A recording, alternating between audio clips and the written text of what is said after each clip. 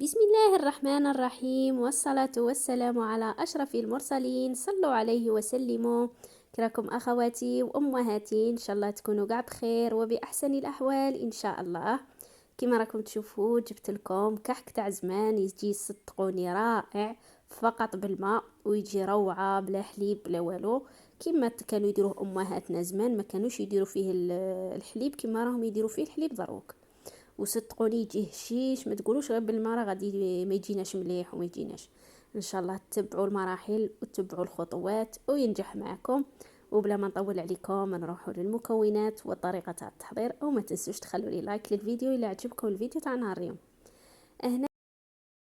هنايا نحتاجو نصف لتر تاع الماء، بعد ما غلينا فيه ملعقة كبيرة تاع النافع زريعة البسباس، وملعقة كبيرة تاع الشنان. هنا غير روحوا عند العشاب قولوا له يعطيكم ملعقة كبيرة تاع قولوا له عفوا يعطيكم الشنان ويعطيكم النفع كما نقولوا حنا تاع الغرب نسموهم هكا، تاع الشرق مانيش عارفه. روحوا عند العشاب قولوا له يعطيكم الشنان ويعطيكم النافع يعني.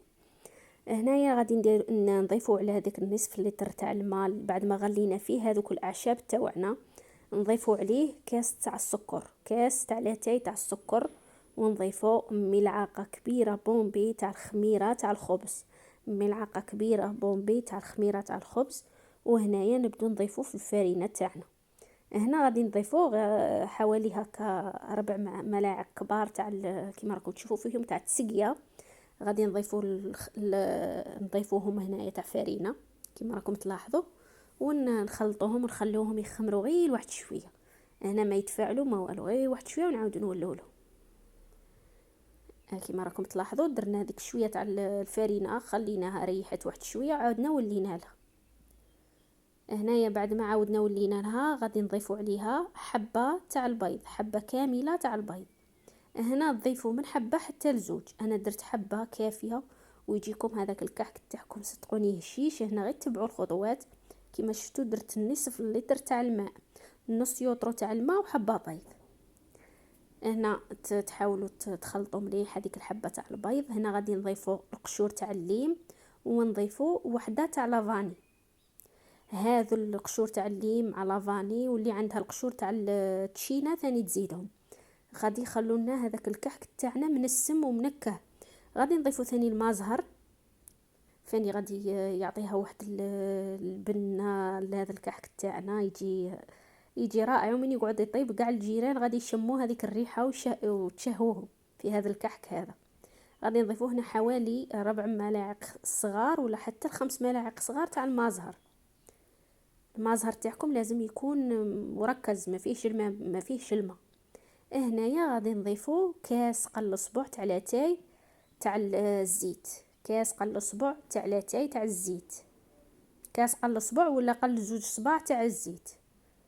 كيما راكم تشوفوا انا عندي هذاك الكاس اللي راهم دروك، هذوك الكيسان اللي راهم دروك، ماشي الكيسان تاع بكري يجوا شويه صغار تاع لاتاي. انا الكاس اللي نعبر به هما دوك الكيسان تاع لاتاي اللي راهم كاينين دروك. هنا ضفنا واحد المغرف تاع التسقيه تاع الفرينه ثاني، ونضيفوا 2 ملاعق صغار تاع الخميره تاع الحلويات، 2 ملاعق صغار تاع الخميره تاع الحلوى. هكا نكيل لكم بالملعقه باش تعرفوا اش ديروا. 2 ملاعق صغار تاع الخميره تاع الحلوى. وهنا نكملوا العجين تاعنا. هنا تقعدوا تزيدوا في الفرينه تدريجيا حتى نتحصلوا على واحد العجينه ما تكونش ناشفه بزاف وما تكونش ثاني تلتصق بزاف. هنا تقعدوا غير تخبطوا فيها على هذا الشكل هذا. كما راكم تلاحظوا ما راهيش ناشفه بزاف وما راهيش تلتصق بزاف. غادي نحطها هنايا ونعجنها لحوالي 5 دقائق.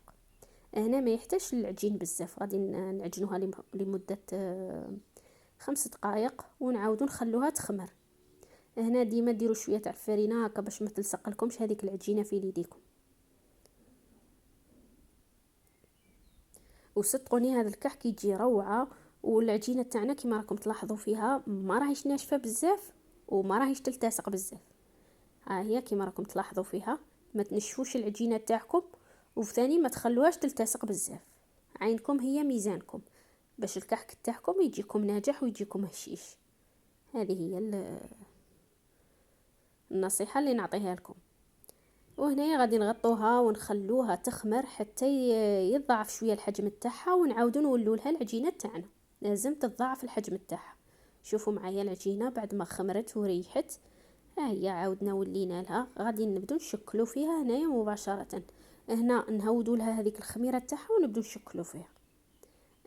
شوفوا معنا العجينه كي راهي طريه وملساء العجينه تاعنا. السر تاع النجاح هو في العجينه تاعكم، ما تنشفوهاش، خلوها هكا شويه شويه طريه ماشي تلتصق وماشي ثاني ناشفه. هكا نقعدوا نشكلوا فيها كرات، ومن بعد نبدو نحربلوا فيهم ونشكلوا فيهم. هنايا غادي نديروا غير واحد الرشه تاع الفرينه. هنا ما تكثروش الفرينه باش هكا باش ما ينشفولكمش ثاني الكحك تاعكم ويجيكم شارب فرينه. هكا تبدو تحربلوا فيها، ديروا حربوش طويل ومن بعد تقعدوا تشكلوا على هذا الشكل هذا بالخدمي. هكا على هذا الشكل نشكلوا كاع الحبات تاوعنا على هذا الشكل هذا، ونخلوهم يخمروا. هنا انا غادي ندهنهم قبل ما يخمروا. هنا اللي بغات تخليهم يخمروا من الافضل خلوهم يخمروا ومن بعد دهنوهم. انا غادي نشكلهم وندهنهم ونخليهم يخمروا، بعد ما يخمروا عاد نطيبهم. شوفوا معايا هنا انا دهنتهم بالبيض قبل ما يخمروا. هنا تخفقوا حبه تاع البيض، تدهنوهم وترشوهم شويه بالسمسم جلجلان هكا من الفوق، وتخلوهم يخمروا حتى يخمروا تماما عاد تطيبوهم. انا درت العكس، دهنتهم وخليتهم يخمروا. نتوما خلوهم يخمروا ومن بعد دهنوهم شويه تاع البيض، ديروا لهم شويه تاع الجلجلان من الفوق وطيبوهم.